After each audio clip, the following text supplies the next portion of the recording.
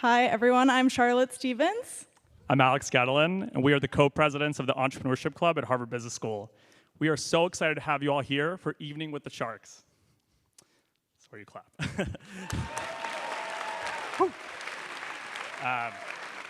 We are so excited to have you all for an amazing celebration of brilliant founders, ideas, and companies coming out of the Harvard community. We had a highly competitive application process with over 100 applications and over 3 rounds of judging to narrow it down to the 6 final teams you'll see on stage here tonight. Here's how the competition will work tonight. So the first round, the round of 6, everyone will tell you their business pitch. Then we'll cut it down to a round of 4 in which people will answer Kevin's favorite question: how do you make money?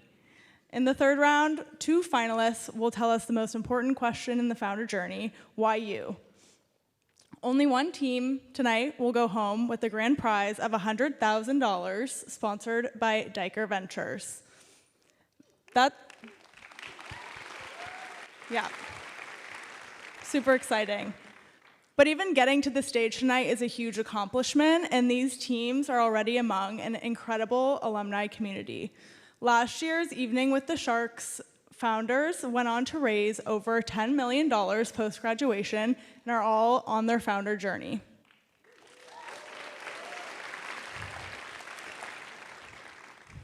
We're so excited to thank our sponsors, Greenberg Tareg, Diker Ventures, and the Rock Center for Entrepreneurship, as well as everyone in the Harvard ecosystem that helped us put on this event tonight. All right, let's see who gets eaten alive and who swims away with $100,000. Thanks, everyone. Without further ado, I'm going to bring out our moderator, Professor Reza Sachu. All right. Do I take this or not? I don't need the mic, right? No. I think I need this. Okay, first of all, let's give a round of applause for Charlotte and Alex. They've done a lot. Okay, all right, so let's get started. Okay, here's my thesis. My thesis is that all of you sitting in these chairs actually desperately would like to be on the stage, okay? Like, I know one thing is true, and that is that all of you wish you were on the stage, okay? You will pretend that you don't want to be on the stage, but the reality is you all want to be on this stage because you actually want to imagine that you could be on this stage presenting an idea that you can see that most others can't, and that you could actually trust your judgment to believe that was possible in the face of so many others saying it's not. Okay, so let's just all recognize that as much as you pretend that you don't want to be there, I know you all want to be on this stage. Okay, I know it. And you deep down know it too. Okay?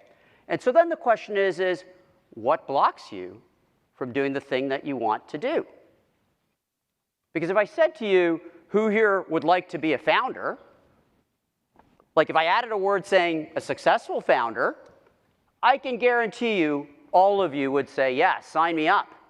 I'd rather do that than go be the 1,000th person at Blackstone or the next consultant at BCG. Like, I'd way rather be a founder. And there's lots of reasons why you'd want to become a founder. I mean, I know the reasons why I wanted to become a founder, right? Initially, it was because I wanted money, power, control.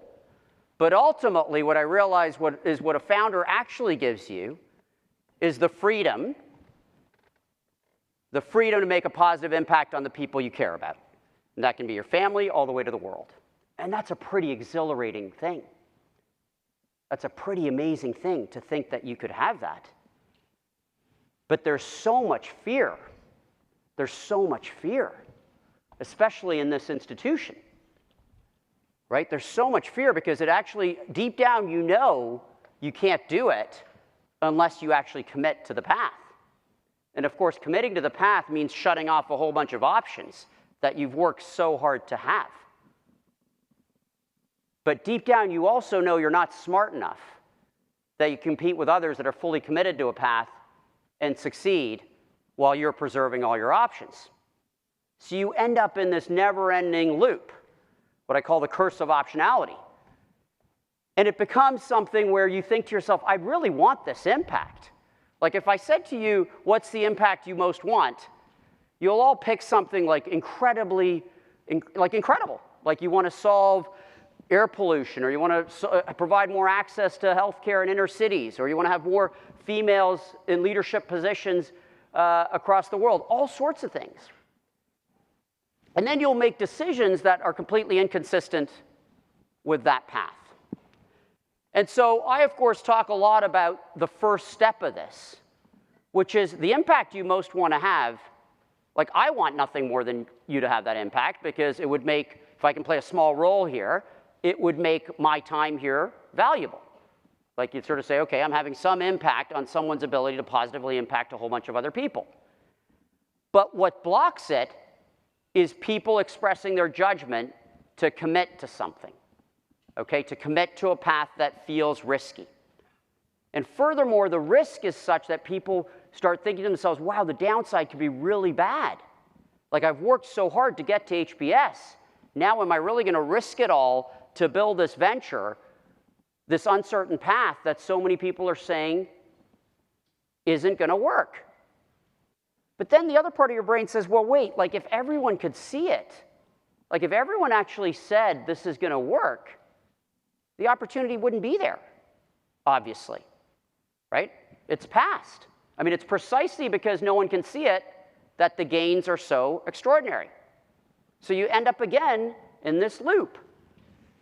And I talk about magic, right? The magic is actually not just what you learn you're capable of in times of commitment, okay? It's actually what shows up, your first customer, your first employee, precisely because they see the fear, the ambition in your eyes. And then you sort of say, okay, well, what am I solving for? Okay? And so I just want to focus on, this is an institution of learning. So I believe even more strongly today than 2 years ago when I started defining learning this way, in the face of AI, okay, the way I define learning is making consequential decisions that you are accountable for, okay? And through that learning, through testing your judgment, you have a better shot of actually achieving this impact. And of course, what will block you from achieving this impact or this goal is just tremendous uncertainty. You'll say to yourselves, well, someone else has way more information, someone else has way more resources. And it's all true. It's actually all true. And I would say every business that's been created, it has been true. When Elon Musk created Tesla, there were thousands of people whose only job was to think about how to sell more cars. When Jeff Bezos created Amazon, there were thousands of people at Barnes & Noble whose only job was to think about how to sell more books. And so there's one part of your brain saying, I don't have the resources, so I just need more information. And there's another part of your brain which is saying, well, the extraordinary gains only happen to those who actually trust your judgment when there is uncertainty, and massive uncertainty. And so there's this tremendous fear and inability to trust your judgment to commit. And so if you think about learning, right, it is all about this judgment point, okay? And so instead, we're moving from a world where the case method is one where you pretend to be the protagonist. You all sit in your seats and pretend that you are making these decisions. Now, we all know what really happens with those cases and how much thought and analysis is really happening with those cases. And you compare that with actually being the protagonist, being the person who is actually in the arena making these decisions. And so, of course, we perceive that we have lots of shots, and so because we have hundreds of shots, we value our options much more than the value of commitment. And so we perceive the downside to be much greater than it actually is, but much more sinisterly, we perceive the upside to be much less than it actually is. And so, you know, the dean loves this chart. So I perceive, this is true. Like, this is really true. This is really true. I meet people at HBS and I'm like, how the hell did you get from where you were to HBS? No one would have bet on you. Like, no one would have bet on you. You overcame all these obstacles, you worked really hard, you took risk, and you made it here. And then you do things that are entirely predictable. Like, I would bet my fortune that you would do the things you're doing. There's nothing, it's all obvious. You take these jobs that are completely predictable and obvious and completely inconsistent with what got you here. And so the learning trajectory flattens. And I truly believe, as compared to a founder, this is the trajectory available to all of you today as founders. Okay? I've had conversations with Shrikant. Last year, 17% of the class became founders. I think in the next 3 to 5 years, half of our students will be founders upon graduation. The other jobs are declining, and people are going to realize that the people who learn the most are the people who are actually in the arena making decisions. Okay, but this is what it feels like, right? To all of you, this is what it feels like, right? It feels like you're jumping off a cliff into a torrential rainstorm with sharks underneath. And so I want to quickly introduce, where's Andrew? Okay, Andrew, come up here. Andrew won the Shark Tank prize, so give Andrew a round of applause. What? And Kevin. And Kevin's his co-founder. Where's Lindsay? Is Lindsay here too? Lindsay did not win, but she was on the stage, so we'll bring her back on the stage too. Okay. All right. So Andrew and Lindsay both were grad class of 2025. Between the two of them, they've launched. They raised close to $10 million of seed capital. And so I guess the question I would ask each of you is, what did this experience mean to you here at the Shark Tank? What advice would you give to those that are coming? And perhaps some commentary on being a founder immediately after business school. Yeah, I'll talk about maybe the first one, and then you want to take the second one. Yeah, I think the Shark Tank experience was great. I think what people saw was going up on stage and pitching and winning. What they didn't see was like the 30 other pitch competitions that I did and my co-founder did, where I think we got like dead last. They didn't see like the long hours that we spent kind of thinking through our pitch and disagreeing on things and having to make decisions where we probably just like weren't really sure what the outcome would be. And I think I just want everyone to like remind yourself that, like, for us at least, it wasn't just all up and to the right. You know, we got through a lot of mud to get here, and then afterwards our journey was filled with a lot of mud, you know, the rest of the way, and still is. And so the Shark Tank was great. I think it put us on the map in a way that I'm quite grateful for a lot of reasons, but just want to emphasize that it took a lot of failures behind the scenes that, you know, you just don't really see because the lights don't shine brightly there. Yeah, I mean, I would definitely second everything that Andrew said. I think one thing that's really unique that I learned through the Shark Tank experience is it's a little bit less about the business at this stage and very, very strongly about the founder. Why are you the person to solve this problem? How much commitment do you and your co-founder have to be the ones that solve this problem? Because if you think about pitching Kevin O'Leary, he's heard millions of pitches before. He's heard every idea you could possibly think of. So what's going to allow you to stand out so that you're the one that he believes is worthy of an investment that's going to actually change the industry or the ecosystem that you are working in? Okay, last question for you guys. You entered the arena, right? You are imagining a world that's different than the one today, okay? And you're fighting all these dragons and crises every day. Okay, what makes it worthwhile? I think for me, like, to be a little meta for a second, I think, like, if we look at most things that we're grateful for in society, we have gotten those on the back of people that have taken risks and suffered on behalf of other people. And I think going to HBS, it's quite easy to just like have it both ways and like explore something, and then when the minute gets hard, you know, go a different route. And I just think, like, for me, it's all about taking pride in like choosing the path where there's a lot of suffering, a lot of risk, because that is where progress comes from. And I think for us to lionize the choice of going down that path more so than the outcome or the destination that the path takes us is really like how, in my opinion, we should think about things. And I'm quite grateful for all of the hardships and struggles and suffering that we've had, because it just makes me, my co-founder Kevin, our team, and our business, I think, better every day. And I don't second guess it ever. Lindsay? And I think what makes it for me is, at least in this point in the business, we've been working on this for about 1.5 to 2 years, is the customers, is the people that we're helping, is the families that we're changing the lives of, which I know it sounds a little bit cliche, but that's really why we're doing this. And it's also about the employees. We were able to raise the capital, and now we have 12 members on our team, and seeing them feel the passion and the drive that myself and my co-founder have, that makes every single day absolutely worth it. All of the really low lows that you experience as a founder, which seem quite consistent in a part of your everyday life, it's worth it when a customer's coming up to you and telling you, I love this product, I can't wait to share this with my friends. So that makes it all worth it for me. Amazing. Thank you to the two of you. Thank you. Okay.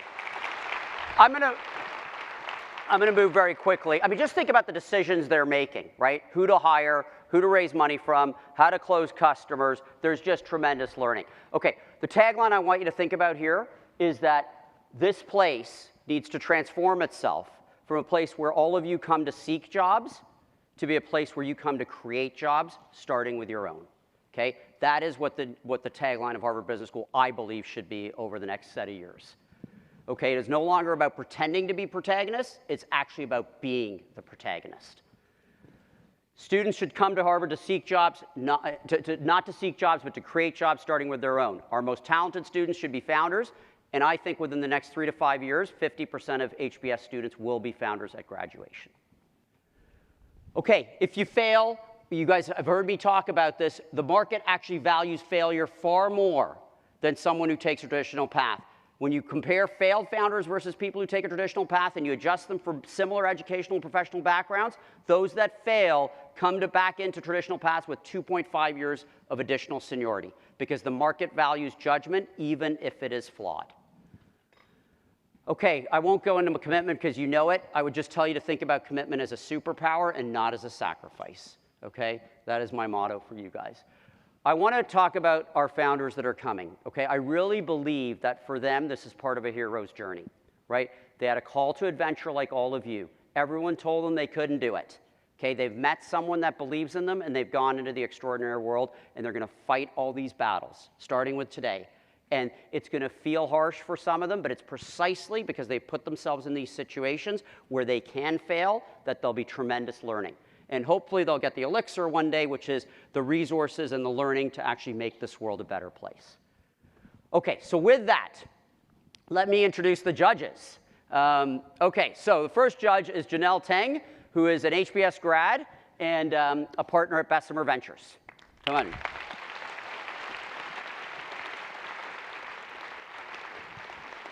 Okay, I want to show this. Okay, so one of the great things about going to HBS is you make lifelong friends.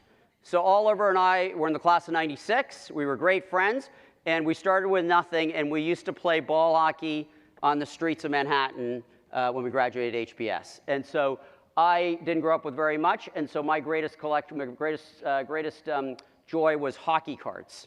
And this is the New York Islanders winning Stanley Cup team that I gave to Oliver, and of course Oliver is now an owner of the New York Islanders. And so Oliver founded a firm called Searchlight, after having spent many years at KKR, and I'm thrilled to have my close friend Oliver here as a judge.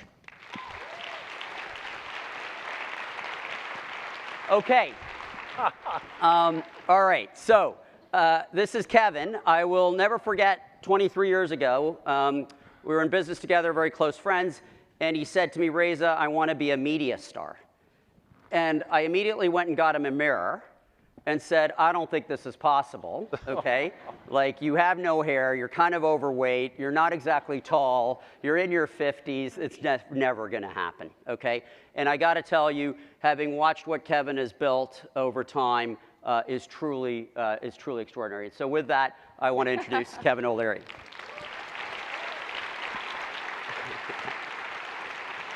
Okay.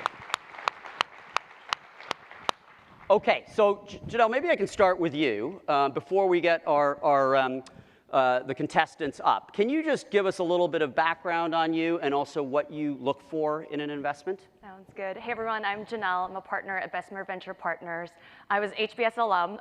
Things look very different from this side of the stage. Class of 2020, Section C. There we go, Sec C. So glad to be back on campus today. I'm typically based on the West Coast, so took the flight out to join you guys for this evening. I love working with highly technical founders. To give you a flavor of some of the founders I've been really lucky to work with, these include the founders of companies like ClickHouse, that's a data infrastructure company building the world's fastest OLED engine, Turbine One, that's an ML ops platform for the military, Big Spin, which is an applied AI company created by the founders of open source, the DSPy. So what I'm looking for teams that have created highly novel technological or research methodologies that they are applying to solve complex problems. So the harder the problem, the more excited I am by it. Amazing, fantastic. Okay, Oliver, over to you. What do you look for? What are you hoping to see tonight? Well, first of all, I would say, I've probably been involved between KKR and Searchlight in close to $50 billion worth of investments that we've made as investment committees. So I've seen a lot of different deals, a lot of different Sorry, did you say 50 what?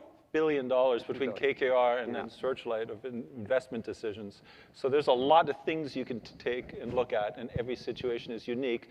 I think in these things, a lot comes down to unit economics.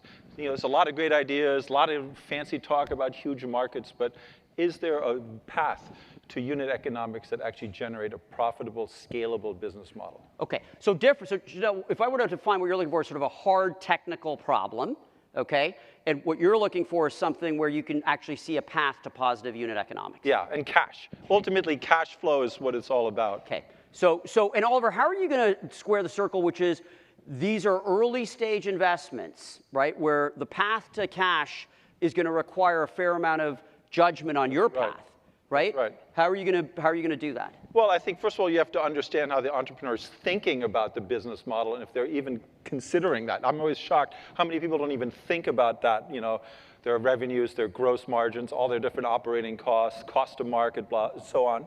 So I think having someone who really has thought through that in detail, and then, of course, there'll be a lot of assumptions which we test. They'll shift and change.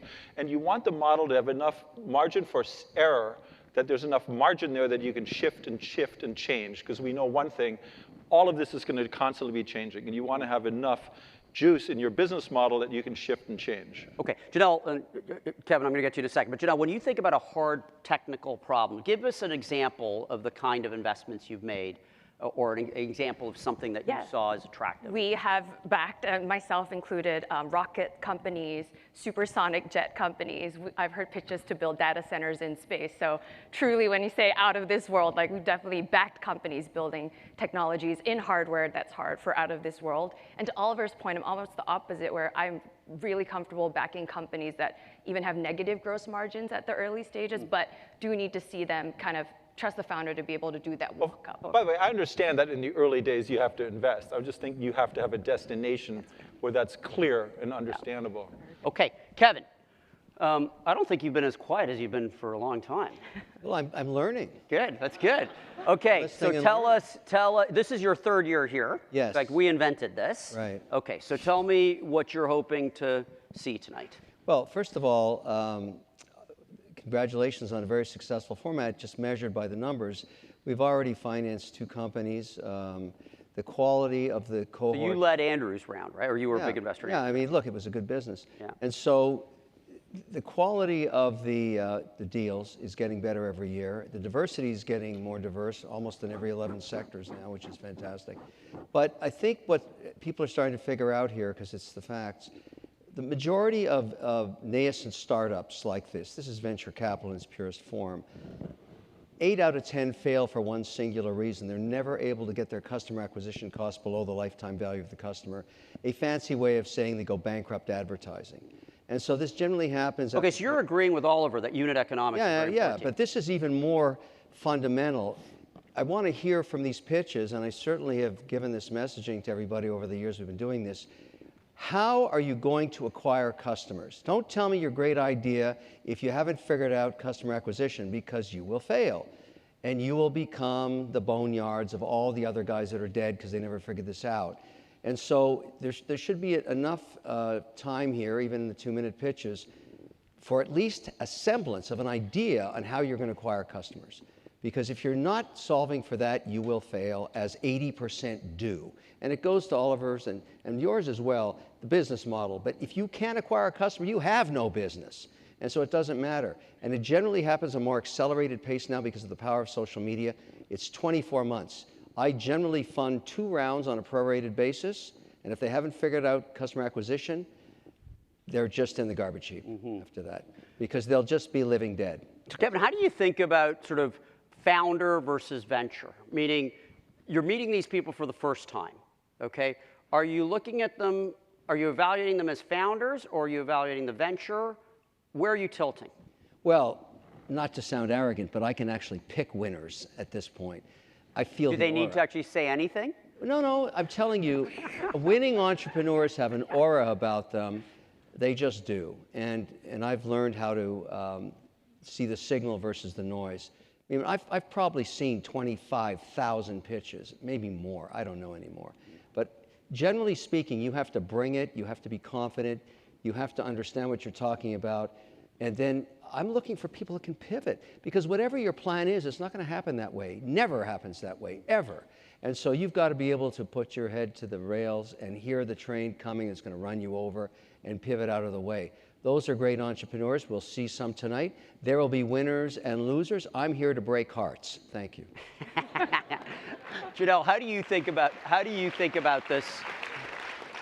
How do you think about this founder venture? I mean, they've got limited time, right? So what instinct are you following? Yeah, I do think at the end of the day, market matters. Like what I've seen in my career, you can have the best founder going after the wrong market. They may figure something out, but it's not going for the decacorn outcome. And if you are able to ride like the AI wave currently, you may be a so-so founder, but you get in at the right time and going after the big prize, there could be a good outcome as well. So the timing matters. I think I'm more a market investor more so than a founder. Okay. It's a crazy skill set in a founder personality. You need someone who's, on the one hand, kind of super persistent to get their idea across.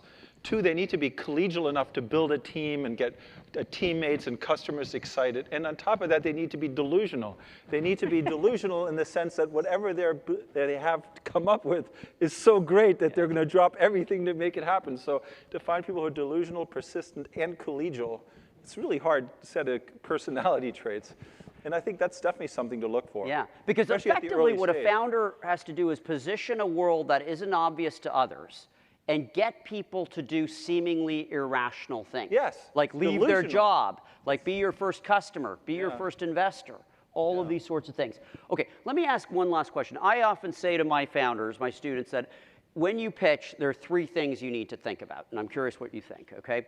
So the first thing is you must be authentic. Meaning if someone senses that you're in any way being dishonest or inauthentic, people just turn off, okay? So you can't mimic someone else's style. You just got to be who you are, okay? The second thing is you need to show some level of momentum, okay? There's something happening in the business that's positive. There's momentum and learning and progress. And then the third thing is an air of not arrogance, but of inevitability, okay? Meaning this is happening, okay? Now that doesn't border on arrogance, but what it does say is, it's happening with or without, meaning I am so committed to this, I see this. You may not see it, but I see it. So I talk about authenticity, momentum, and inevitability. Okay, before we bring on the founders, I'm curious how you would react to that. Well, by the way, one other piece of advice I give people, everything you're talking about is them talking about themselves. Remember, this might be hard to imagine, investors are people too, right? Investors, they're going to have their own biases, their own hobbies, their own, a couple of years ago, Brandon Chi came up here, he won the competition. Well, you funded that. Yeah, he figured out that Kevin actually managed the venture fund for North Dakota, which matched with his idea, and he did the research on that. So knowing also who you're talking to, what their biases are, where they're invested, learning something about them, is really, really important to tailor your pitch. Okay, terrific. Janelle? Yeah, I think there's, you need to have empathy for the customer, and that does need to come across, whether that's, having frontline experience if you're in defense tech, having served and knowing the warfighter, or you've done just copious amounts of interviews with the customer, and I think that really does need to come across, showing that you know the market, you know your customer well. Back again to Kevin's point, I think that needs to come across. Okay, so understand your investor better. Show some level of empathy for your customer, because presumably you're solving a pain point, so you better feel it. Okay, what about you, Kevin? I think there's 3 basics, partly going to what you said, but mine are very simple. Articulate your idea in 90 seconds or less. which is what they're going to have to do. Yeah, and number 2, explain why you have the executional skills or background to execute on it. Vision is easy, executional skills are hard to find. And lastly, if you get the first 2 right and you don't know your numbers, you deserve to burn in hell, and I'll put you there right now. Okay, with that, let me ask Charlotte and Alex to come out to introduce our founders. All right, everybody. Founders, please come to the stage. Let's all come up.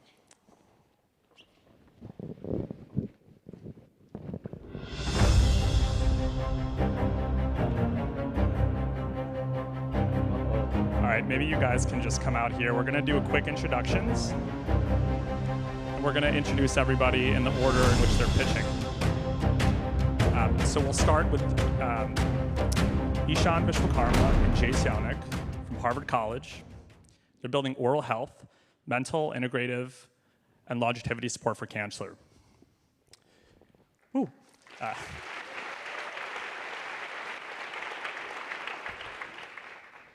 Next, we have Rohan Bajaj and Tara Jain. They're building SmartStat. They're revolutionizing hospital code carts with live tracking. They're from Harvard Medical School and Harvard Business School.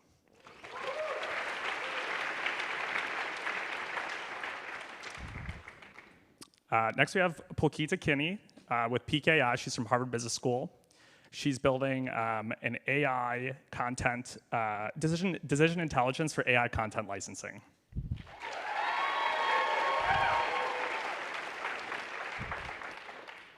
Here are Katie Flager and Ella Rubin of Trace, which is an AI-powered layer between retail and resale.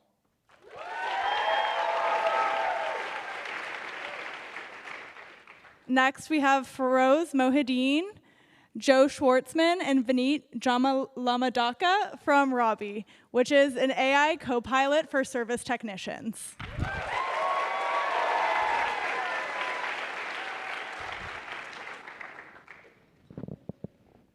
And last but not least, we have Jamie Linsdell and Shivam Parikh of Revision, which is AI back office for commercial real estate.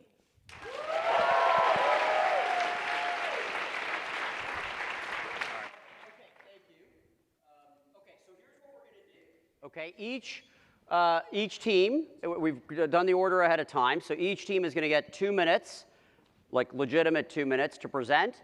The judges will have 1 minute to ask questions or to provide any feedback, okay? We will then go through all 6, and then we will make a decision to get to 4, okay? All right, so this is meant to be a general pitch to, as you would say, wet your beak, okay? Okay, all right, let's go. At the age of 3, I was diagnosed with stage 3 cancer. And at 25, I was diagnosed with aggressive blood cancer. I'm Ishan, this is Jace. 10 months ago, I reached remission from cancer. And in that time frame, I've been seeking out mental health therapy. And I've gone to 3 separate therapists that all turned me away because they couldn't support me with the intricacy of my problems. I told them about the hundreds of hours of chemotherapy that I received, and I told them about the time that I wrote my will with my father. In this process, we are building a rural health. 38% of cancer patients develop a diagnosable psychiatric disorder by the end of their treatment. 42% of caregivers experience depression, and survivors live on average 9 years shorter than their peers. That's why we're building a rural health, the first digital system for supportive oncology, serving cancer patients, survivors, and caregivers. Today, our clinical service offers affordable, oncology-focused mental health care across 43 states, backed by a proprietary training curriculum co-developed with Dana-Farber. Tomorrow, we'll be pioneering the future of longevity medicine in oncology. During my treatment, I recorded my journey online and grew a community of over 750,000 people that are patients, caregivers, and survivors. And they all want the same thing, supportive healthcare that extends beyond treatment. We currently have a mobile application that supports our therapy services with guided meditations, an AI companion, journaling, and community that supports patients in between their sessions. In our early pilots, patients saw a 77% improvement in key mental health metrics. And we're partnering with health systems to get this to thousands of families, allowing us to be on track for 1 million ARR by Q3 of 2026. I've led product roles at Google for startups. Jace is the 2-time founder and nationally recognized cancer advocate. We're raising $1 million to ensure that the future of oncology is truly supportive. Okay.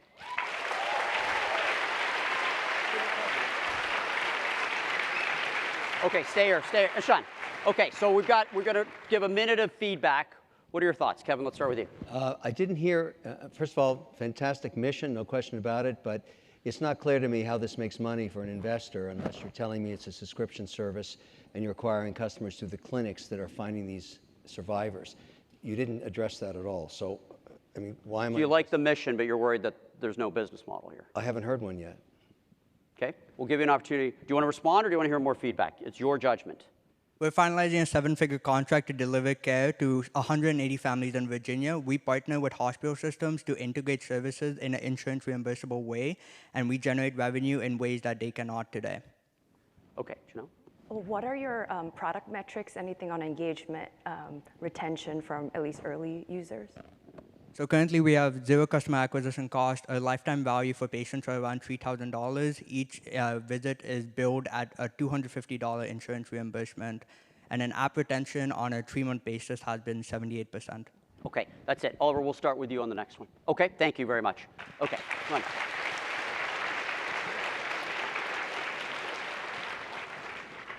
Sharks and audience, my name is Rohan Bajaj, and with Tara Jain, we co-founded SmartStat in order to revolutionize the broken and forgotten code cart industry. For reference, code carts are metal boxes which contain life-saving medications used in emergencies.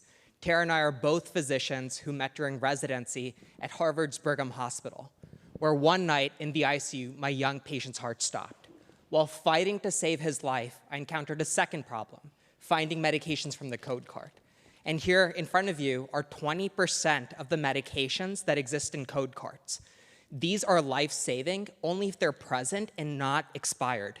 Unfortunately, though, hospitals spend management on these code cart medications using these paper logs, and that leads to inaccuracies as well as several issues. So I want you to verify the size 4 font that they look at in order to get the expirations down.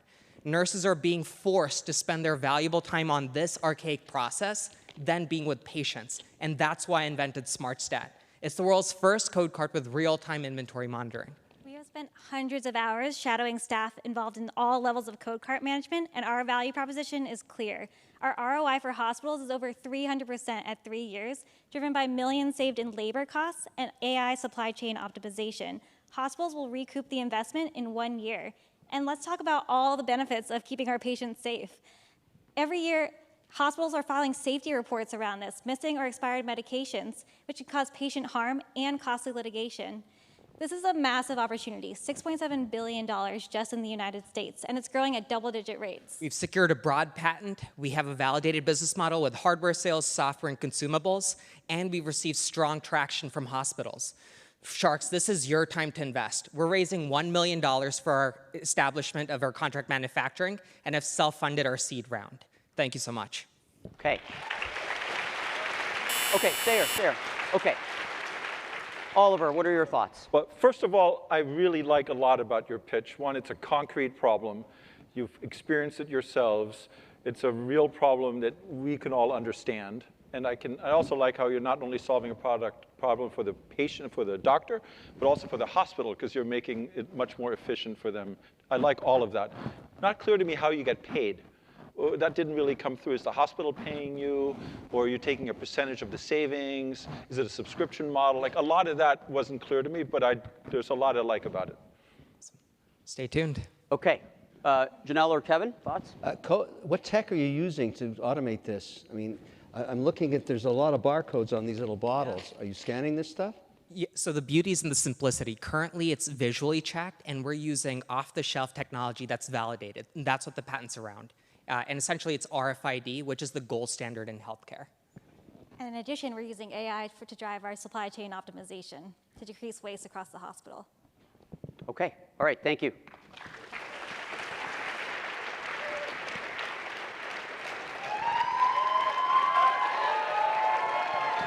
Okay. Every time you ask ChatGPT a question, it's scraping thousands of articles to give you an answer. Publishers want to get paid for that content, so they're moving their content behind paywalls, which means AI companies are now forced to buy these articles blind. Imagine if Netflix made you pay for every movie without ever seeing a trailer.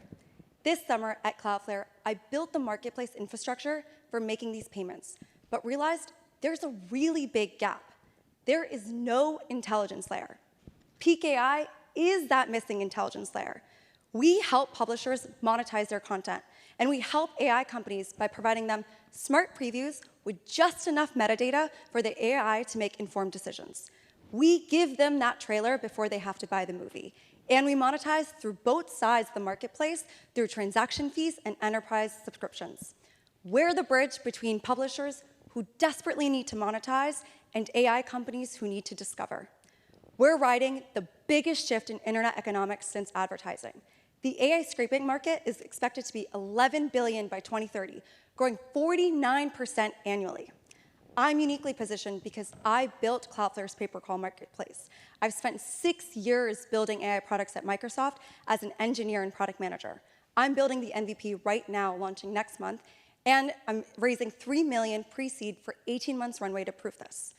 Publishers are moving their content behind paywalls right now, whether AI companies like it or not. We're building the essential infrastructure for this new internet economy. Michelle Zatlin, co-founder of Cloudflare, deeply familiar with this space, thinks we're tapping into a massive market. That's not validation. That's a sign that we've hit gold. So the question isn't if this marketplace exists. It's who will own this multi-billion-dollar market, and that will be peak AI. Thank you. Okay, Janelle, let me start with you. What are your thoughts? To start, do you think the supply side or the demand side is more important? Well, I think publishers are knocking at the door for this, and so that's the easy in, but at some point, AI companies are obviously gonna have to pay to monetize or to get any content.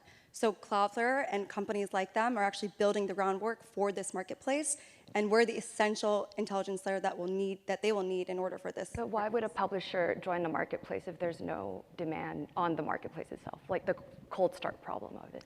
So what the benefit of this is, because it's such a new market, what's happening right now is Cloudflare and other people are building this pay-per-call marketplace. So that's what this whole new market is all about. And content is king, and content is under threat. And so if you believe in protecting the internet and the content, this is where the future will be. And content creators need incentive to create content. And so they need ability to monetize from what they're creating. So this is the vision and this is the future, and we're riding on top of that. Okay, great, thank you.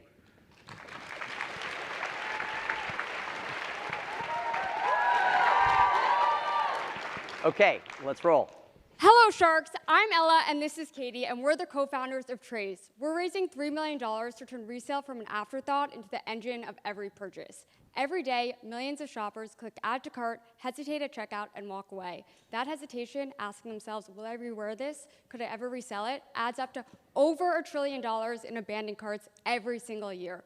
I know the feeling. This $500 dress sat in my cart for weeks. I've only worn it once, and now it just hangs in my closet. Resale was meant to make shopping smarter. Buy something, enjoy it, and sell it later. It's already a $400 billion market, growing 6 times faster than traditional retail. But today, resale is chaos. You take photos, write listings, wait months for a buyer, and haggle over $10. By the time you sell, you've already regretted the buy. Resale is slow and clunky, built for a time where everything was done by hand.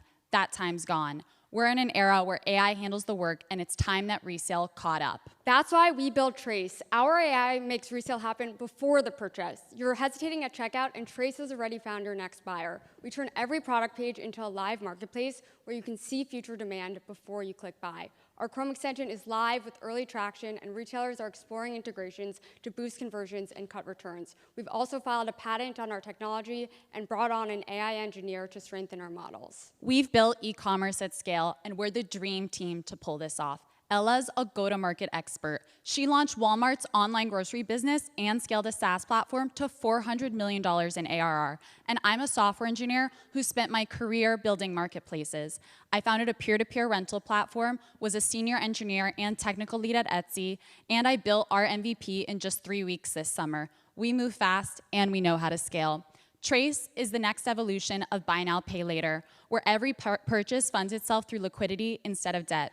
Get us to the next round, and we'll show you exactly how this vision becomes $1 billion business. Who's in?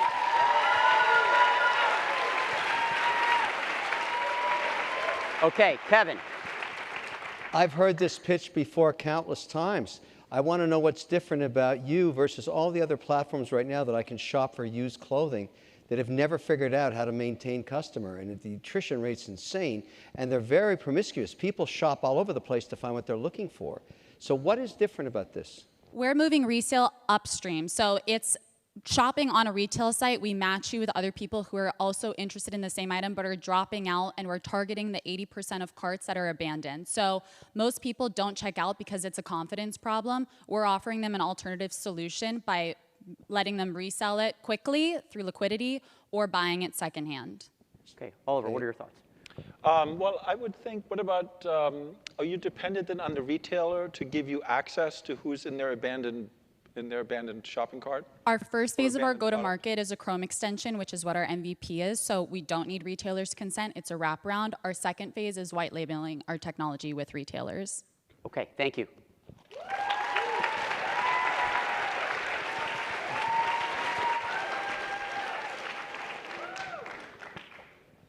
Before we get started, we want to show you a glimpse of the future.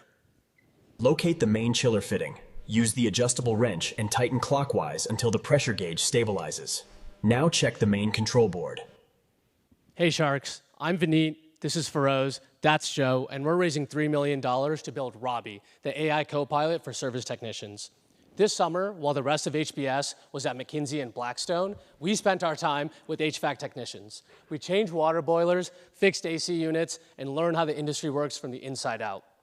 And the number one problem we kept seeing in this $650 billion industry is that technicians are always running at max capacity, yet they're forced to spend 40% of their time filling out useless admin tasks. What makes matters even worse is at any given moment, there's about 50,000 job openings, but only 10,000 qualified technicians applying. There's quite literally too much work to go around, and this is the number one reason why businesses are unable to grow.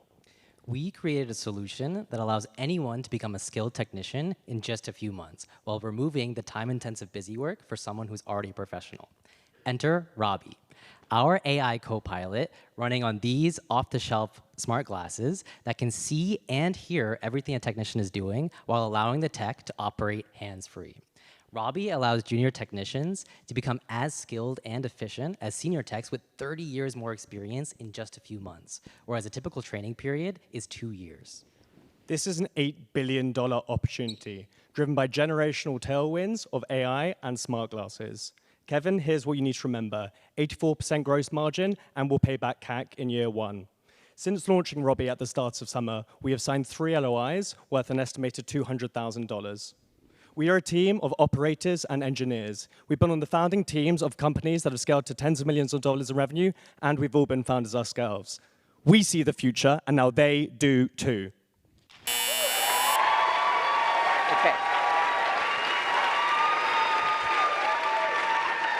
All right, Janelle, what are your thoughts? Yeah, Bessemer's an investor in a company called Service Titan. So we are We've heard of very them. bullish on, HVAC. Sorry, Bessemer is an investor in a business comparable to this. It's on the software side. Okay. So my question is, I'm not actually sure what the willingness to pay is from some of these HVAC contractors for hardware. So we actually build our own custom software and deploy our own AI models on off-the-shelf hardware. And we've benchmarked to other competitors such as Rilla and Service Titan, Jobber, Housecall Pro. The price per technician per year is $4,000, and we've secured these LOIs at that price point. Kevin? Where are you scraping the data from that gives them the knowledge set or the AI model you're working with? Are they providing it for you? Yeah, so in these partnerships, we have access to their data that they've learned over the years, in addition to publicly available data such as manuals, et cetera. And in addition, we have the flywheel because every time you wear this to a job, you're getting your own custom data that we can then use to power the model even further. Is this a SaaS model? Yes. Pay per? Full case. Yes. Yes. Okay, thank you.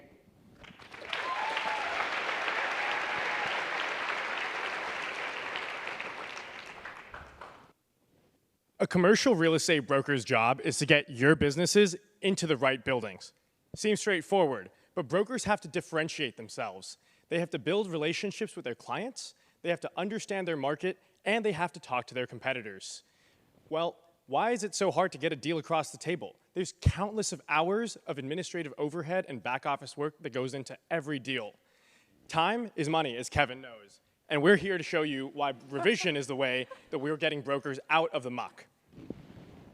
Brokers have to work on client deliverables, call it financial models, client tour books, and they hate it. It's not what they're meant to do. So why do they have to keep doing it? In-house support staff takes care of some of this for them, but it costs our brokers a pretty penny from their commission checks, and it takes longer.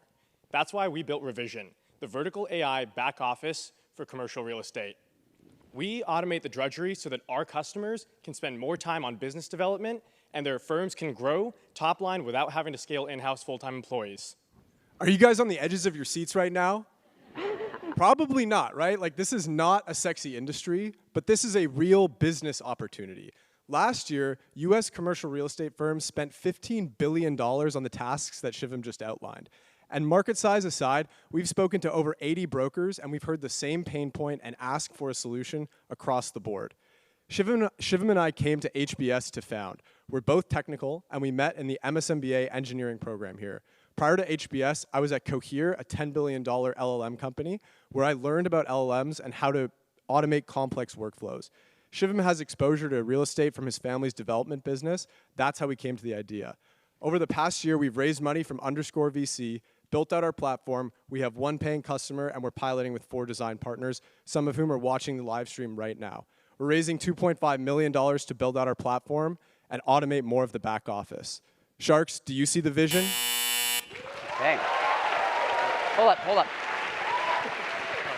Oliver, can I start with you? What are the main tasks that you guys are tackling with your software? So the ones that we started with are the back office tasks that brokers themselves spend their time on. So building cash flow models for leases, building client tour books, performing market surveys, and outlining the red line changes in contracts that they get and send back and forth between brokers. That's been the initial use cases that we started with. Okay, so Kevin, we've been partners in building some commercial real estate. So what's your thought? So my question is, if whatever you're charging me for this, is it a reduction in my overhead that I can offset it with? Because right now, commercial real estate's going through a very kind of challenging time and repositioning. Absolutely. It's exactly that. We save you money because you pay us a subscription fee that's far lower than even probably 2 hours worth of time for a full-time So what's employee. the payback period for the average broker? Less than one deal. Less than one deal, and they do like 20 a year. And you've proven this? We have a paying customer and our 4 design partners who are gracious enough to be with us today. Okay, all right, thank you. Okay. All right, so if the 6 of you can come up, okay, we're gonna do an audience vote, okay, before we hear the judges deliberate. Okay, couple of things while you're selecting, and you've got 30 seconds. Mark, you're going to give full decision-making authority to the 3 judges around your prize. You grant it. Okay, Paul Salem. Where are you, Paul? Okay, so Mark and Paul are both executive fellows in my class. Paul is the co-founder of Providence Ventures. How much capital do you manage? 50 billion. Okay, so given that you manage that much money, I'm hoping that you will match Mark and do a $50,000 audience prize on the same terms as Mark's investment. Are you up for that? Okay, thank you, Paul. Okay, all right, okay. The poll is down. We're going to fix it, let them deliberate. And then the poll's not working after all this? Okay, So here's what I want you to do. Okay, so we're hopefully gonna fix this. Okay, we're gonna let the judges deliberate. I would ask you to stay true to who you'd vote for now. Prior, like don't listen to what they're saying. Don't change your mind. Stick with who you want based on your perception now. Okay. All right. So hopefully that'll be up in a second. Okay. So Kevin, let me start with you. Who did you like the best, and who did you like the least? Well, I found 3 deals I liked that I want to hear more about, and that is number 2, SmartStat. I thought was interesting, because I'm really fascinated with the pain point of this thing. I need to understand how this works. Now, to be clear, this is going to be a consensus decision amongst the judges, right? Okay. Meaning they're going to pick the 4 together. Okay. So you like SmartStat, yeah? I like Robbie. Why? It's a pain point. There's no question about it. And if I could accelerate a tech faster than the traditional training, there's value in that. I'm sure there's tons of competition, but I mean, if they found a vertical like HVAC, that's huge. I want to hear more about that. And this real estate thing, I'm intrigued about because I'm involved in real estate. It's one of the biggest sectors I invest in. It's got a lot of pain points. I mean, can you just pause and appreciate the fact that these ventures are much further along than last year? No, I do, but I like anybody that's actually got a customer using it, so I can learn a lot from that. So those are 3 deals I like. I love the mission on cancer, but I don't see how that's going to be a business. That's my opinion. And I mean, there was also forecast on the retail thing. I mean, that's a tough thing, but we'll see what my feather. Okay. What do you think? I'm almost very aligned with Kevin. I want to say, though, that I'm very biased to B2B companies, so consumer I just am not cool enough to get. So unfortunately for me, I think the lower 2 were the consumer business models and kind of rank the more B2B ones up top. Also want to say very biased to both Revision and Robbie because we're investors in Service Titan. We're also investors in a company called VTS. So my question, as you may think coming up to the next round, is how do you deal with competition, especially those that are much further ahead?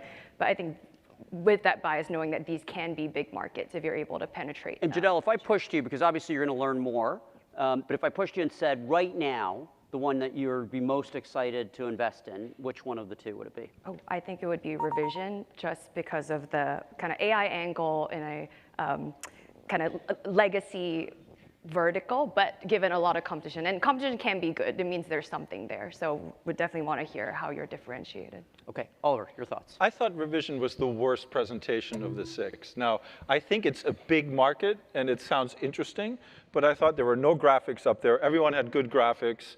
I didn't think the guys presented with as much energy and passion as everyone else.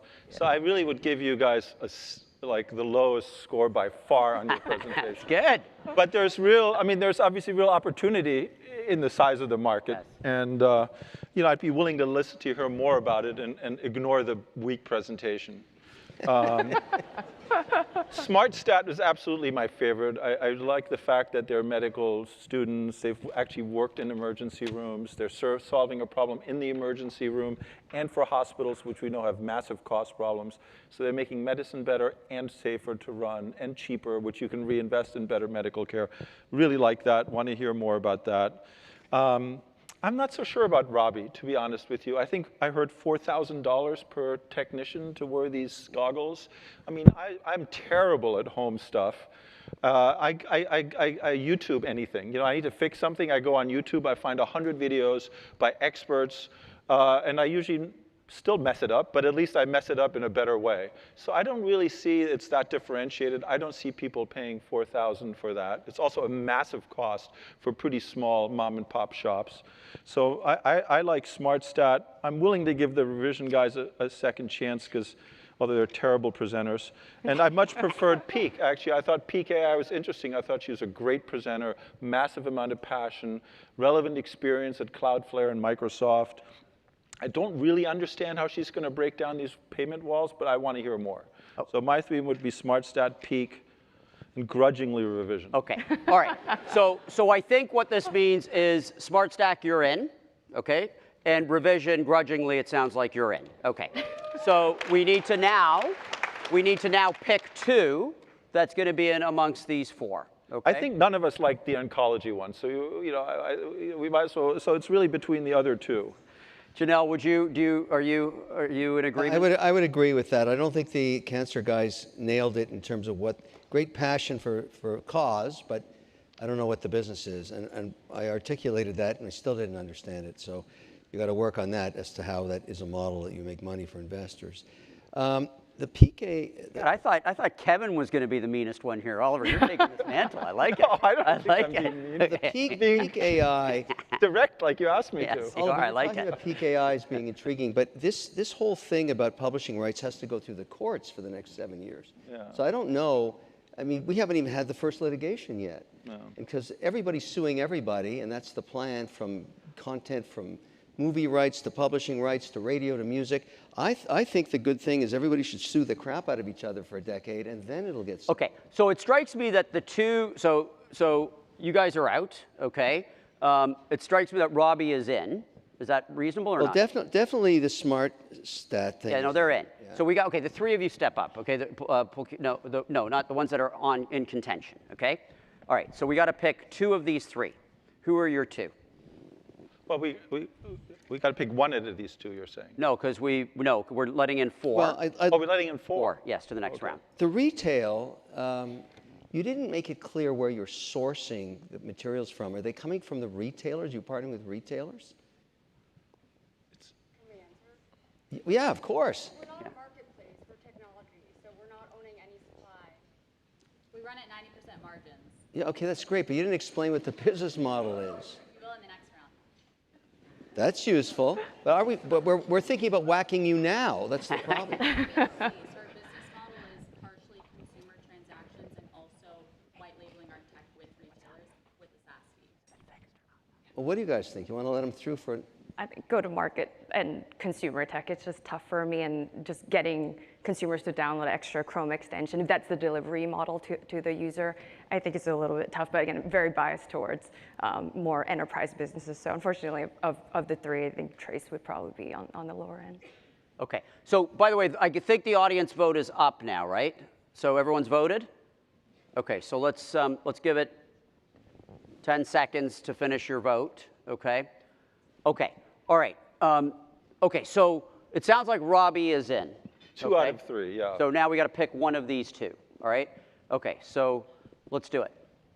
Well, like I said earlier, I would go with Peak just because I really think she's got a lot of passion, knowledge, and also real relevant expertise. I totally get the point that there's a lot of litigation potentially, but we'd have to learn more about that. Okay, does anyone want to fight? So right now my choices are Peak or Trace. Trace. Those are the only two? Yes.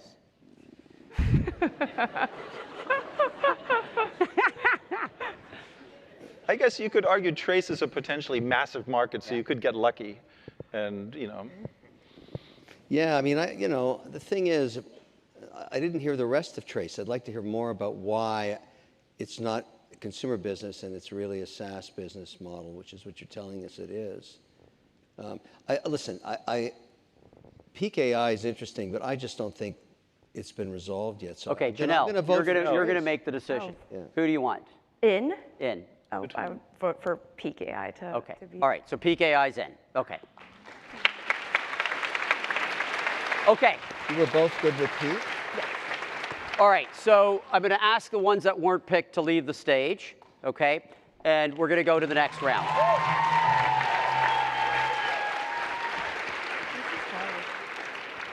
Okay, so the other four teams are going to stay. Okay, so we're going to now move from sort of the overall pitch to what you guys have all been waiting So for. Reza, you should summarize. We kept Smart, we kept Peak, we kept Robbie, we kept Revision. Correct. Okay. You That's summarize. good to know. Yes. Okay.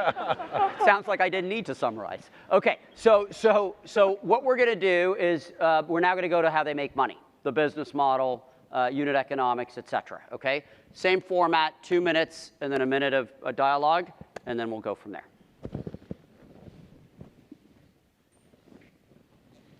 Sharks, $6.7 billion were spent last year by American hospitals on code carts and their management, and this number ballooned to over $19 billion globally.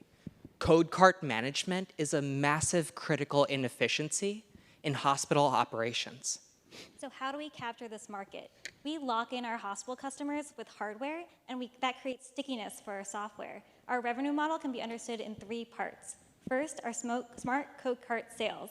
Hospitals will purchase our carts for $4,800. This is a steal considering that traditional code carts cost $3,000 just for the metal box.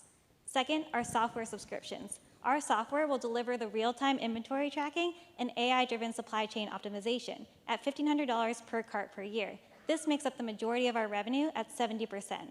And third, our consumables. Our RFID tags will cost $180 per cart per year. Together, these 3 revenue streams will create a durable, high-margin business with recurring revenue. We'll gain steady traction in the first 1 to 2 years, followed by exponential growth to gain an ARR of over $50 million by 2030. As first movers, we're creating a category-defining business. We already are going to launch our prototype that we've self-funded within the next 8 weeks. And by Q1 of 2026, we will have established contract manufacturing. And this is just the beginning. Our production costs are estimated at less than $2,000 per code cart, giving us a robust gross margin of over 60%. Code carts are just the beginning. Hospitals are sinking due to hidden inefficiencies and high labor costs. SmartStat is our launching pad for a much grander vision, to automate the critical inefficiencies to keep the hospital's heart beating. Thank you. What's the ROI for your customer? The ROI is over 300% by 3 years, and that's driven by our savings in labor costs, specifically nurse and labor. Okay, so how many code carts are in a typical hospital, mid-sized hospital? Great question. So it totally depends. So the amount is increasing by law, but in a hospital like the Brigham where we work, and I appreciate you calling us med students, Just good answer skincare, the question, don't waste time. Sorry, but basically at the Brigham it's 400, and at Beth Israel it's even more. If you're going to do this, you're going to put it on all 400. That's correct. And we have an RFP for a Boston hospital which has 14 hospitals, and they want to upgrade every single hospital. How long did it take you to get that customer? We just cold reached out, and hospitals wanted a product that When are fixed you this. implementing the test? When are we implementing the test? Within 8 weeks. And then how long do they have before they start paying you? So within 8 weeks, we'll have our pilot. We'll validate this with our advisors who will discuss. And then after that, we'll have our first paying customer. Hospitals are reaching out to us. This is a huge How much do problem. they pay per cart? They're paying $4,800 per cart because the current metal box is $3,000. Per year. That's the cost of the cart. Software subscriptions are $1,500 each. And total labor costs for hospitals are $10,000 So I have a year. to sell them a new cart because it's got the scanning crap in it? Is that the... Correct. It's Okay. $4,800. So it's like a one-time CapEx for a cart, and Yes, the then software. and then you pay the Okay, subscription fee. thanks, guys. Okay, thank you. Thank you. I like that one a lot. So listen, I think just before you start, I think what I'm hoping the audience sees is not just the pitch, but how investors think, right? Like the key learning from your guys' perspective, I actually think is what are investors thinking about upon hearing this information? Okay, go ahead. Okay, so let's talk about money. Phase 1, simple, transaction fees. Every time an AI company goes to scrape a website, they'll get hit with a paywall that will now have our smart previews for them to make smarter purchasing decisions. If they decide to buy that article, we will take 15% of that transaction fee. The beauty here is that we're not just monetizing purchases. We're monetizing the entire decision-making market. Every time an AI company evaluates whether they want to buy an article or not, we capture that data that then fuels their engine to be smarter. Phase 2, all about building enterprise-grade capabilities. For publishers, we will provide analytics dashboards that will have information about who's buying their content, what content is valuable, and how to price competitively. For AI companies, we will give them advanced API access, batch evaluation tools, and historical market data analysis. For pricing, we offer clear tiers, but for enterprises that require custom integrations, we will offer usage-based pricing. We are leveraging our networks in Cloudflare to have a really low CAC, and that's how we're going to grow at a massive scale. So if you look at our tiers, it's actually the payback period, even in our most conservative pricing option, we'll have a payback period of just 3 months. We're not just building a feature. We're building Rails for the $11 billion market. Our moat, massive data network effects. Every transaction makes our quality scoring better, and every customer makes our pricing smarter. So The first phase is all about market share, and the second phase is all about infrastructure stickiness that makes us the operating system for content licensing. So Kevin, you love royalties. So the real question is, are you in to get a royalty in every future AI content licensing transaction in the future? Let me ask you a quick question. I'm New York Times, okay, so I have a paywall. Or I'm Wall Street Journal, I have a paywall. Do you go there first? Is that what you're doing? Because what stops the AI model that's scraping, just circumventing your barrier and just finding that same content somewhere else where it's free? I don't understand how you're going to stop that. So just for premise, the whole marketplace, that there's a vision that Cloudflare is establishing and other players like Tollbit, where content creators need to get monetized at a microtransaction layer. So right now, you have the big publishing deals that happen across Atlantic, New York Times, but that doesn't scale to the long tail end. So what's going to happen is you're going to have AI companies that are going to be paying at the microtransaction layer every time they're scraping to get access. Give me an example of a customer that would immediately use your service. So this is where the market, this is nascent, right? So if you are looking at what Cloudflare is doing, they have a 402 paywall that every time they're accessing content, right now publishers moving all of their content behind paywalls. Let me start there. Publishers are moving their content behind paywalls. And so what a paywall is happening through Cloudflare, they get a 402 payment required, but it gives them no information about what the content is. They need our intelligence layer to tell them what content to buy. So this is the future. You're getting in very early of what the future is going to look like. Okay, great, thank you.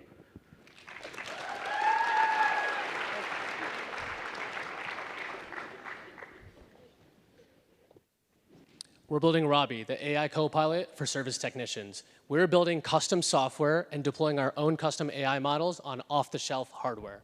Our business model has 3 phases: assisting HVAC technicians, assisting all service technicians, and using our own data to power real-world AI models.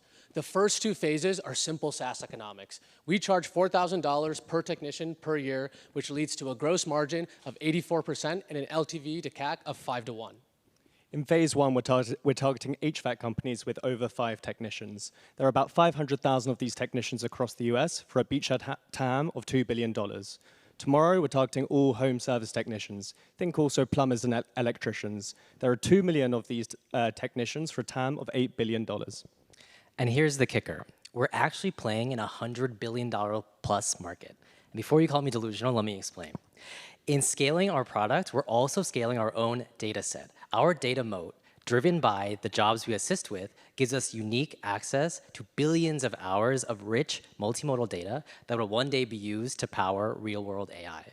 Sharks, we are taking a massive swing here.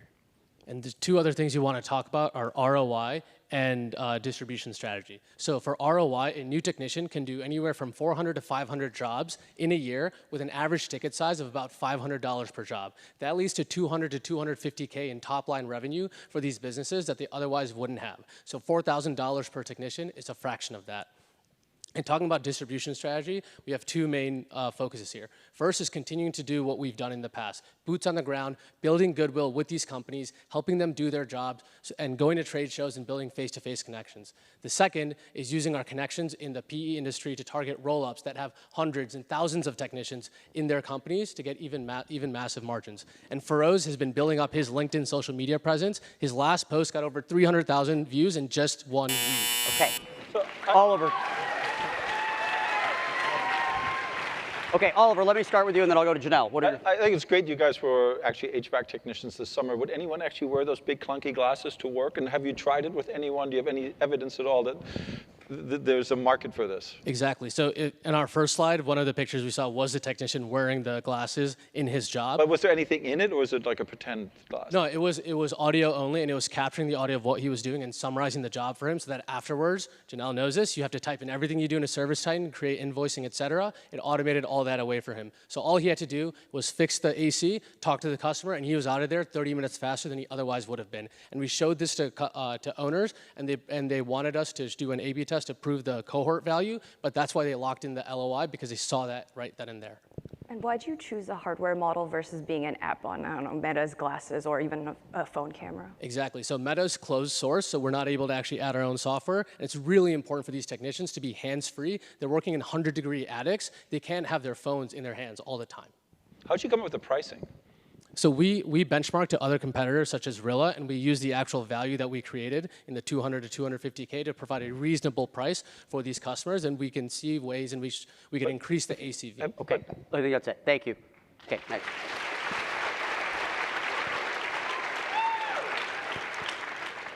I hope you guys have some better slides. What do you think so far? Not impressed. That's okay. Maybe our numbers will change your mind. Revision helps brokers close more deals faster. We help them provide high-quality, consistent outputs to their clients and enable them to make more revenue in a single year. On the brokerage front, we're able to get them to scale their businesses without having to add overhead on full-time employees, just like you asked, Kevin. So where do we make money in this? Right now, we're targeting SMBs with less than 20 brokers or teams of 5 to 6 at the larger firms like CBRE. We're going on a per-seat pricing model right now where we charge $150 for a brokerage team level license. That's per month. And so what that allows us to do is generate enough value for the broker to receive ROI after just one deal. Right now, they spend about $2,500 on in-house fees per deal to pay for essentially the back office services that we get them for $150 a month. We're starting with this per-seat pricing model, but our vision for the product goes beyond that. What we want to do is automate more of the back office at these commercial real estate firms, and as we add those features, we'll move to more of a platform pricing model, which we sell top-down to the enterprise. This is what's going to allow us to expand from that initial leasing beachhead, which is the wedge we're starting with in the market, to the broader $15 billion in spend in commercial real estate. Our initial customer and design partners were secured just through cold outreach and warm intros, but we obviously need to scale our go-to-market. We're going to be using industry conferences and broker groups like SIOR, as well as broker collaboration features built into the software to get bottoms-up adoption of brokers at these firms, which will make it easier for us to then sell a broader enterprise solution. Sharks, you've heard our pitch. You know how we make money. Bring us to the next round. We'll tell you why we're the right team. So you've got one customer, you said? Yes, we do. Yeah, paying customer. And what's the adoption? Within the firm. How many seats? We've sold 4 seats to that customer. That's how big their brokerage When team you get is. into commercial real estate, it's all local with small guys. Maybe they have 1,000 buildings they transact.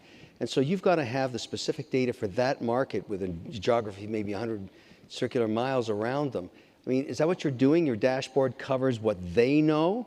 So to your point, this data doesn't exist in the market broadly, right? They hold this close to their chest because that's how they differentiate themselves. So we're not providing them with market data.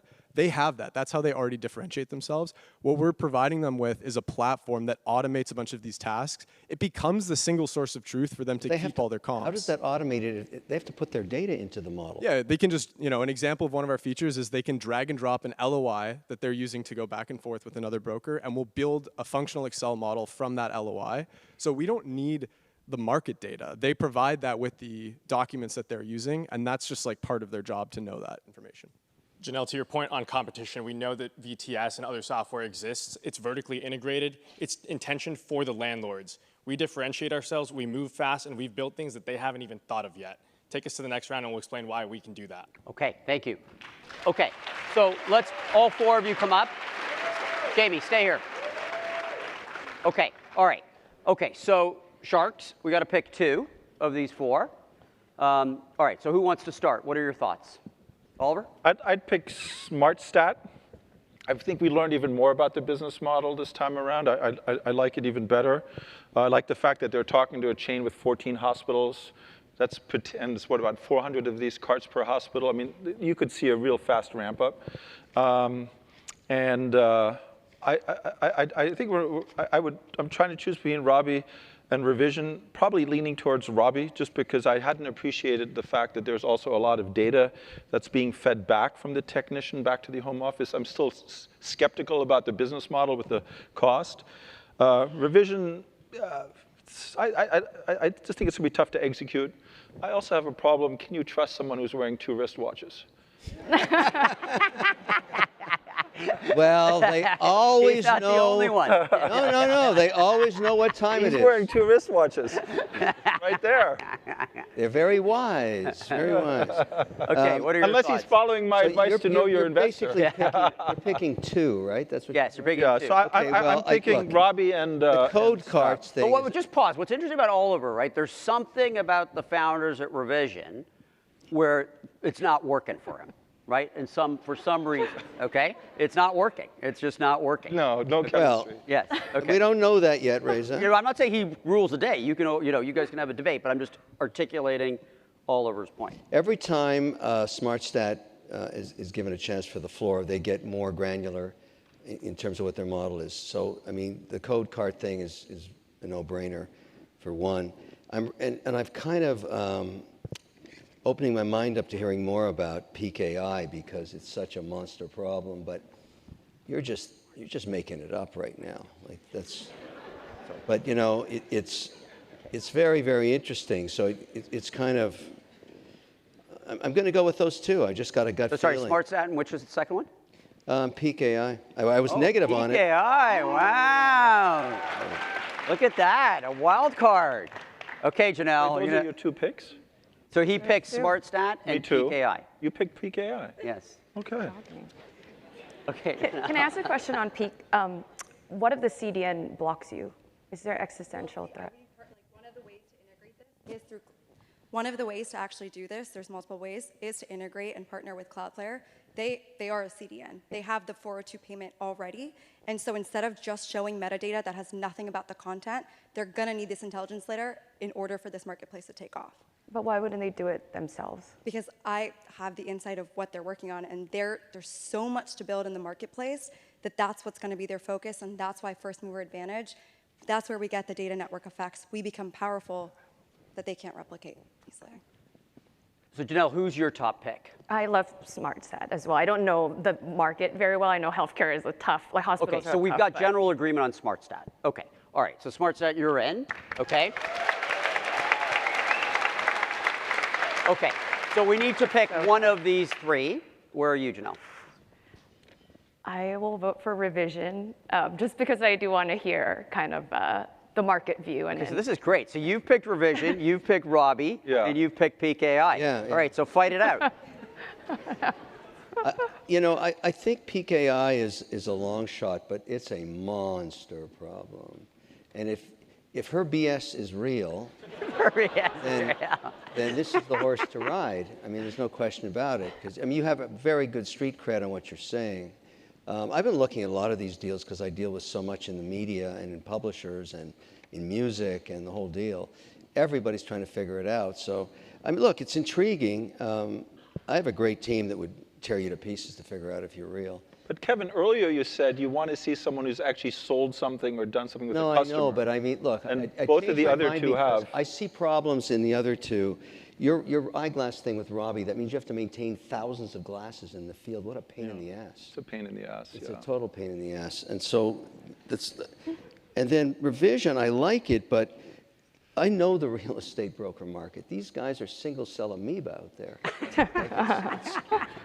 They don't pay $150 for the cooler, the water. Like they just don't have the dough. So I mean, look, I don't know. You're not backing down. You are for Peak AI. I'm going with PK. I'm not backing down. You're not backing down. Okay. Janelle, has he convinced you in any way? Oh, I still vote for revision. I think it's the most stable business model of the three. So. What would be your number two? Oh. Would it be Peak AI or Robbie? I will go with Peak AI as my number two. So is your number one still Robbie? Yeah, but my two would be Peak AI too. Oh, you know what this is? A New York election. Oh my God. That's good. Okay, so wait, your number two was Peak AI, your number two is Peak AI, and your number one is Peak AI. Yeah. Okay, your number one is Robbie, yes. Your number one is Revision, and your number one is Peak AI. Yeah, I mean, the code Who's your number two, Kevin? Who's your number two? My number two is PKI. No, you can't be one and two. No, of these three. No, that was your number one. No, I'm going with... SmartStat's already in. Okay. Of these three. Yeah, of these three. Of Peak AI, Oh, my number. Robbie, Okay, got it. I guess I would go with Revision as my number two. Yeah. Okay, so you guys have a decision to make. Yeah. Okay, you have a decision to make. Yeah. Well, you know, I just think if we stick by our netting, listen, go do ahead. we all hate the glasses or not? No, that was his number one. I know, but I'm asking him to hate it now. I just think they're super practical. And I love the fact that there were actually technicians this summer in the field making this happen. Please try those. That looked very good on you.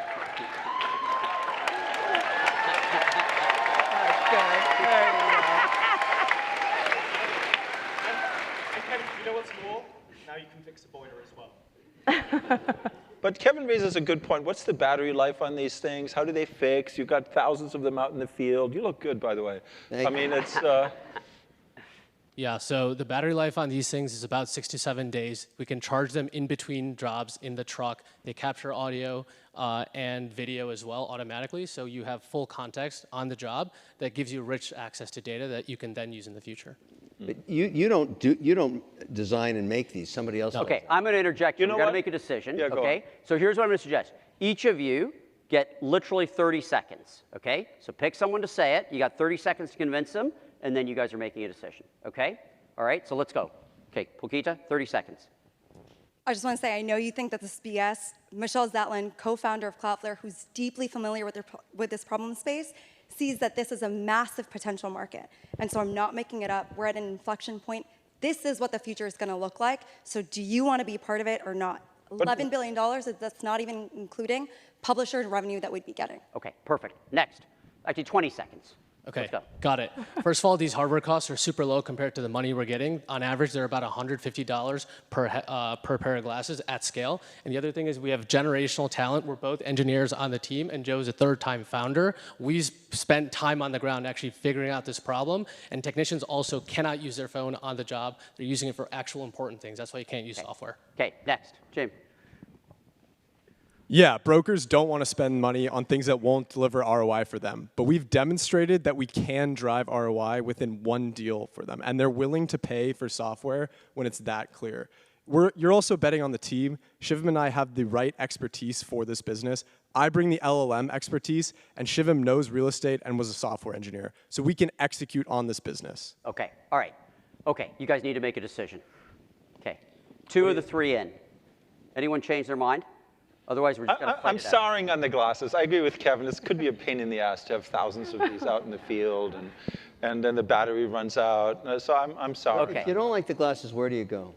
I can't. I have a problem with the revision guys. So I'm back to peak. Okay, so you're peak AI. Yeah. That's where you are. Okay, Janelle. Still the same boat, but peak would have been my second. So. Okay, so you're still on revision, but Yeah. peak is, okay, so it sounds like unless you have a strong, if you're still peak, are you still peak? Yeah. Okay, All peak, right. you're in. Let's go. That's it.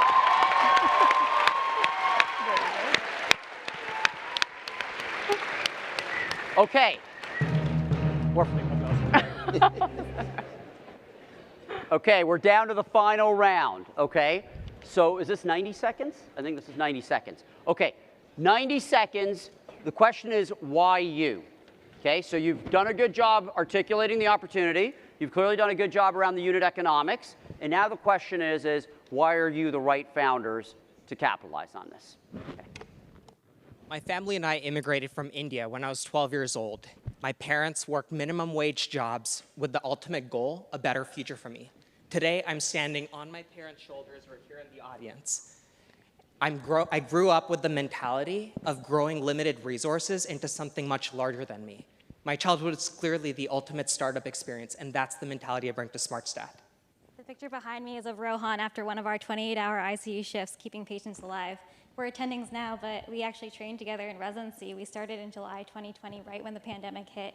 And as you know, hospitals were under unprecedented stress at the time, and cracks in manual processes like code cart management became very apparent to us. So we were brought together by the shared mindset to actually do something about it. After medical training, Tara worked at health tech startups full-time, learning from veterans how to scale businesses by selling to bureaucratic health institutions. She also has the best level of intellect as well as high work ethic, making her the perfect partner to scale this high-impact startup with. Rohan blends vision with action. He not only invented SmartStat, but also has the hustle to open doors and get things done. His background in hardware innovation has impacted our mission, and it's really just his passion for critical care and this relentless drive that will see this through. We also have top advisors like Dr. Stephen Nickberger, who was the chair of quality and safety on a board of medical setting, which was a $2 billion hospital. And we will see this through Sharks. Okay. All right. I'm going to mix it up. So, Pokita, you come up, and then we'll hear your thoughts. Okay, so let's do it back to back, and then we'll hear. Just going to say you're both underachievers, clearly. Okay, I spent this summer at Cloudflare, and I sat in dozens of publisher calls with People Magazine, Atlantic, Substack, and I kept hearing the same thing. While building PaperCrawl, they're asking, so how will AI companies know what content to buy? And how will I know how to price my content? I'm uniquely positioned because, one, well, I can build it. I studied electrical and computer engineering at Carnegie Mellon University. I spent 6 years building AI products at Microsoft as an engineer and product manager. I'm building the MVP right now, launching end of this month. Two, I know this market. I've been in the rooms at Cloudflare. I know this gap. I have direct relationships with publishers like The Atlantic and Reddit, and I'm deeply familiar with this payment infrastructure. And three, I can scale it. So while companies are laying the groundwork for this marketplace infrastructure, I'm thinking 3 steps ahead and building the critical infrastructure that they will need when this marketplace takes off. I have massive first mover advantage. I'm building this whether you invest or not. This is the future, and I'm giving you a first peek at what's next. I'm all in, so are you? Okay. All right, Kevin, what are your thoughts? Both of you, do you have a team, or is just you two and that's it? Do you have anybody else? So currently it's the 2 of us, and again, in this AI age, we've been able to actually increase our productivity significantly. Our next hire will be our CTO and engineering staff, but currently we're outsourcing engineering to boutique engineering firms who are developing our prototype, which will be, as mentioned, ready in 8 weeks. Okay, and Peak? Looking to hire engineers to help build this out. It's just you right now. You got a vision. Just me. That's it. Okay. Building the MVP and then looking to hire to move faster. Okay, Janelle? Yeah, for SmartSat, for your early deployments, like what are you hearing from the customer, especially that first kind of deployment design partner that you have? And sorry, you're talking about how would we deploy the first customer? Yes. Yeah. So essentially, we're running. First, we'll validate our prototype because in medicine, as you guys have sold to medicine, you need to validate it scientifically. So on our prototype, we'll prove that it reduces those medication errors that Tara mentioned to help save lives. We also will prove that a machine with the RFID tags, Kevin, can look at all those medications quicker than a human does, which clearly it will. We have technical feasibility, and in that initial prototype, we'll publish our study, and then the next step will be the pilot at one of the multiple hospitals that have been reaching out to us. You're talking. Oh, sorry. Oh, sorry. Go ahead. You're talking to doctors or administrators when you're selling this. Yeah. So decision makers are usually the central pharmacists, and so we've been speaking with central pharmacy heads. But this has been such an exciting. Do you have to go through an RFP process in every case? Sorry, what? RFP. Is there an RFP in every case? Correct. So not necessarily in every case, but for most large hospital systems, they want to find the best solution out there. So we've heard they're issuing RFPs. So is there a competitor also competing for the same business? Currently, we don't have direct competitors. There are metal boxes, and then there are pharmacy solutions which are trying to use RFIDs. So we have an established technology that healthcare systems like with a novel implementation to actually unlock those gains that we've discussed. Okay. Oliver, your thoughts? Yeah, I mean, we can open up to both PKI and yeah. What? You can ask either. Okay, yeah, no, just in terms of your customer decision making, you could have a slower sales cycle, right? Just because you're dealing with hospitals. So how quickly is this 14-chain hospital going to get back to you? What's the likelihood you're going to have an early win there in the next 6 months? So what's interesting about this is that health systems are reaching out to us when they hear about it, which I've actually worked at other early stage health startups selling to health systems. It feels very special to me. But I knew this, so we started our conversations early. We've lined up internal champions at the hospitals that we're talking to, which are largely the pharmacy managers and our nursing leadership. And then like Rohan mentioned, we also have relationships, and our advisors have relationships with academic health centers, so we can support the adoption at the decision-making level. Okay. Peak, what would be the very first customer you could get? I think what's really helpful here is that we get to ride the tailwinds of Cloudflare. So as they're getting publishers and AI companies on, if we tap into that market and establish a relationship, Aren't you going to need somebody to say, we're going to try this, we're going to back you, we're going to be your alpha site? Yeah. Like, how are you ever going to get traction if you don't get somebody? Well, so two ways. So first thing is obviously you want to validate that your product is working, and that you will go, whether it's after a specific AI company or publisher, but the way that I envision this is once you get in the front door and show it to Cloudflare or another company, then you basically sit on their 402 payment, and that scales to 20% of the world's internet. So it's like you have to just prove that your product works, and as more people use it, you get better. So I don't have to necessarily go and acquire the first one besides showing that the product works, have a partnership, and then you have anything proprietary about is there anything patented or anything? Because if you walk into OpenAI or talk to Elon and he says, I can do this myself, what do I need you for? Well, I think we're building the machine learning models right now. That is the proprietary model. And that's our moat of not only getting the model, but then building fast and scaling quickly so that you have the flywheel effects. But it is the model. You have to be able to give quality scoring. You have to be able to give the right metadata. And we're building that now. So that's what we're working on and focusing on. And then we become the industry standard before competitors see this gap exist. That's our moat. So you are a cockroach right now, but one day you may not be. Yes. Well, we're just leveraging the tailwinds of people giving us the baseline infrastructure, because that's the hard work, but they need this layer in order to succeed. Okay, it's decision time. Okay, Oliver, you want to lead the way? I'm going to go with SmartStat. I like these guys from the minute I met them. I like their attitude. I like their style. They're not referring themselves to once-in-a-generational talent when they haven't done anything. They're humble, but they work hard. They also are, I think, really interested in the sense that they've got some potential customers on board. They're solving a real problem in the emergency. I'm going to have to repeat it all. I like it. I like it so much. If they win, I'm going to join the round with Mark and Paul and put in $50,000. Oh, okay, good. Yeah.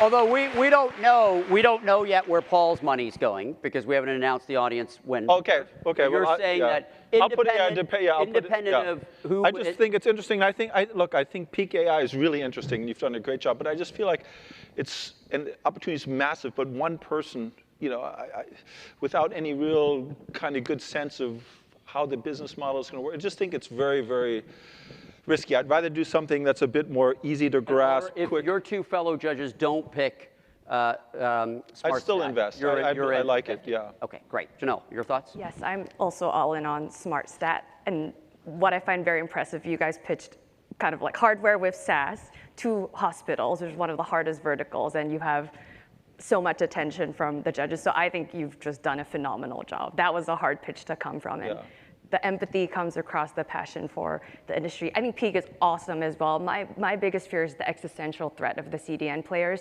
or it could also be an opportunity because you could partner with them or be an acquisition to them, and they'd be really, really excited to work with you. So also really interesting, but I think for today, definitely in SmartStat's camp.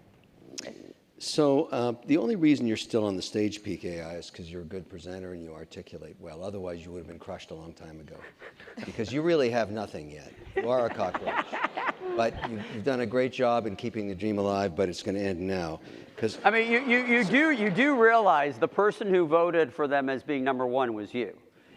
Listen, I'm now finishing her off, okay? So, because I also think that you guys have done a really good job in at least showing the potential. Because what I believe is the pain is so hard to get one hospital done. It's so difficult. It's so hard it becomes a moat. If it works and they become your advocates, then you're going to be rolling out a lot more, even through the RFP process, because all of us know the pain of selling to the medical system, whether it's the hospital or other providers. It's extremely difficult. It's a big pain point. So if you can pull this off, it'd be a very big market. There's no question about it. So I'm going to go with you guys. The hospital's interesting. And I'm going to put my guys on your deal and check it out because I always dig a little bit. And if I decide to do it, I can help you in ways you haven't even dreamt of. How can you help them, Kevin? You know, this is a story that has to be told, and that's what I'm very, very good at. And so I have a massive base of people who want to hear it. I'm very selective, you know. I want to talk to the hospital. Okay. They want me too, believe me. So, you know, I use that leverage quite a bit. So, you know. Okay, so I think the clear winner is SmartStack. Congratulations.